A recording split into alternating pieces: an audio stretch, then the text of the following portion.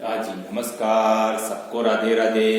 Online class में एक बार फिर आपका स्वागत। आज हम कक्षा 10 विषय गणित, इसके अंतर्गत अध्याय 16 पृष्ठीय क्षेत्रफल और आयतन, जिसमें हम उदाहरण संख्या 9 एक शंकु का आयतन 16,632 घन सेंटीमीटर है और ऊंचाई 9 सेंटीमीटर है। इसके आधार की त्रिज्या ज्ञात करो। ये आज का प्रश्न है।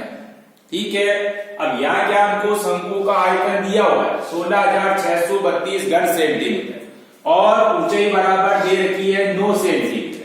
ठीक है, और ज्ञात क्या करना हमको, त्रिज्या बराबर ज्ञात करना। इसके पहले भी मैंने आपको ऑनलाइन क्लास में बताया था कि ज्यादातर प्रश्न हमको इसी टाइप के पूछे जाते हैं। या तो उसमें आयतन दिया हुआ है या क्षेत्रफल दिया हुआ है और हमको जैसे त्रिज्या ज्ञात करनी है या ऊंचाई बराबर ज्ञात करनी है या तीव्र ऊंचाई बराबर ज्ञात करनी है। तो ऐसे प्रश्नों पर ज्यादा जोर देना है जिसके अंदर हमको क्षेत्रफल या आयतन दिया हुआ है लेकिन त्रिज्या या ऊंचाई या तीव्र ऊंचाई ज्ञात करनी। ऐसे प्रश्नों को सबसे ज्यादा हल करने की कोशिश करना। ठीक है, अब ऐसे नहीं कि जिसमें त्रिज्या दी हुई है, ऊंचाई बराबरी दी हुई है और तीव्र ऊंचाई बराबरी दी हुई, सीधा आपको सूत्र में मान रखा हम आंसर निकाल ले, जैसे क्षेत्रफल ज्ञात करना या आयतन ज्ञात करना। अब वहां तो क्या है, सूत्र में सीधा मान रखना, सीधा आंसर निकालना है, लेकिन हमको ज्यादा उन प्रश्नों पर गौर करना है जिसके अंदर क्या है कि या तो क्षेत्रफल दिया हुआ है या आयतन दिया हुआ है लेकिन उसमें छुपा हुआ, जैसे त्रिज्या छुपी हुई हो सकती है, ऊंचाई बराबर छुपी हुई हो सकती है, तीव्र ऊंचाई बराबर छुपी हुई हो सकती है। ऐसे प्रश्नों को ज्यादा हल करने की कोशिश कर। ठीक है, अब यहाँ भी क्या है कि शंकु का आयतन दिया हुआ और त्रिज्या बराबर हमको क्या है, ज्ञात करनी।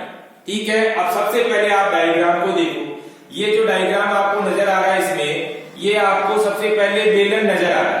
ठीक है, ये हो गया इसका बेलन। अब बेलन में क्या है कि अगर हम इसको इस तरह से काट दें, बेलन को जैसे हमने छील दिया, ये वाले भाग को हमने क्या किया, छील दिया, और छीलने के बाद हम देखते हैं तो ये जो भाग बच रहा है, ये वाला इधर से ये और इधर से ये वाला जो भाग बच रहा है, ये इसमें क्या हो जाएगा, शंकु हो जाएगा। बेलन को हमने क्या किया, ये वाले भाग को और इधर से ये वाले भाग को छील दिया, अलग कर दिया। तो अलग करने के बाद में हमारे पास में जो ये वाला भाग बच रहा है, ये इसमें क्या हो जाएगा, शंकु हो जाएगा। दूसरा, शंकु का जो आयतन है वो बेलन के आयतन का 1/3 होता है। शंकु का आयतन 1/3 हो जाएगा, किसका, बेलन का। तो हमारे को यहाँ पर संबंध भी ध्यान रखना है। शंकु का आयतन बेलन के आयतन का होता है 1/3। ठीक है, तो ये जो भाग बचा हुआ शंकु का, ये इस बेलन का 1/3 भाग बचा हुआ। ठीक है, परीक्षा में 1 नंबर के प्रश्न में ये बात पूछ सकते हैं हमको, बेलन का आयतन और शंकु के आयतन में संबंध। तो हमेशा ध्यान में रखना हमको, जो शंकु का आयतन है वो बेलन के आयतन का 1/3 होता है। ठीक है, अब बेलन का आयतन बराबर क्या होता है, बेलन का आयतन बराबर होता है πr² और शंकु का आयतन बराबर क्या होता है, शंकु का आयतन 1/3 πr²। तो शंकु का आयतन बेलन के आयतन का 1/3 होता है। ये भी हमको ध्यान में रखना। संबंध भी हमको कभी कभी 1 नंबर के प्रश्न में पूछ लेते हैं। ठीक है, अब शंकु का आयतन बराबर 1/3 πr²h। अब शंकु का आयतन तो दिया हुआ तो 16,632 बराबर 1/3। अब यहाँ इनके बीच में कोई चिन्ह नहीं, इसलिए गुणा का निशान, तो इंटू में 22/7 यानी 22 की जगह, और इंटू r² ऐसे कैसे, क्योंकि त्रिज्या हमको ज्ञात करनी, और इंटू h की जगह हम लिखेंगे 9 जो हमको दी हुई। ठीक है, अब इधर से अगर कोई संख्या काटती है तो काट भी देना है, जैसे 3 एकम 3 और 9 को काटा तो 3 किया 9। अब काटने के बाद हमारे पास में जो बच रही है, जैसे 22 इंटू r² इंटू 3 और बटे में हमारे पास में 7 बचेगी। ठीक है, अब यहाँ क्या r² बराबर ज्ञात करना है, तो हम क्या करते हैं, इसको वज्र गुणा कर देते हैं। तो वज्र गुणा करेंगे तो r² बराबर 16,632, इसको 7 से इंटू करना है, तो 16,632 इंटू 7 और बटे में क्या हो जाएगा, 22 इंटू 3 हो जाएगा।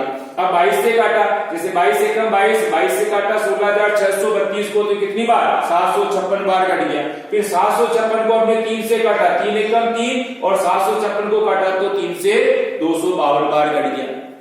तो r² बराबर, अब r² बराबर क्या बचा, 252 इंटू 7 बच रहा है, तो 252 को 7 से गुना किया, 8 स्क्वायर बराबर 1764 आ गया। अब 1764 स्क्वायर आ रहा है, इसका मतलब अपने को वर्गमूल निकालना है। r बराबर क्या हो जाएगा, रूट 1764। अब 1764 के आप अभाज्य गुणनखंड कर लीजिए, वर्गमूल निकालना है अभाज्य गुणनखंड विधि से।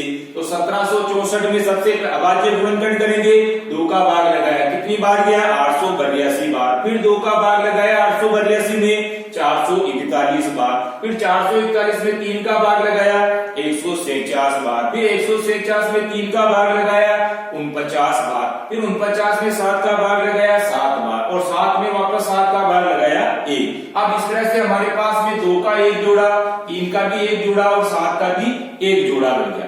इस जोड़े में से हम क्या करेंगे, एक अंक को बाहर निकाल लेंगे। जैसे 2 का जोड़ा बना, 1 2 को बाहर निकाल दो, 3 का जोड़ा बना, 1 3 को बाहर निकाल दो, इसी तरह से 7 का जोड़ा बना, 1 7 को बाहर निकाल दो। अब हम क्या करेंगे, 2 को 3 से गुणा, फिर जो आंसर है इसको 7 से गुणा कर दो। इस तरह से हमारे पास में r बराबर हो जाएगी।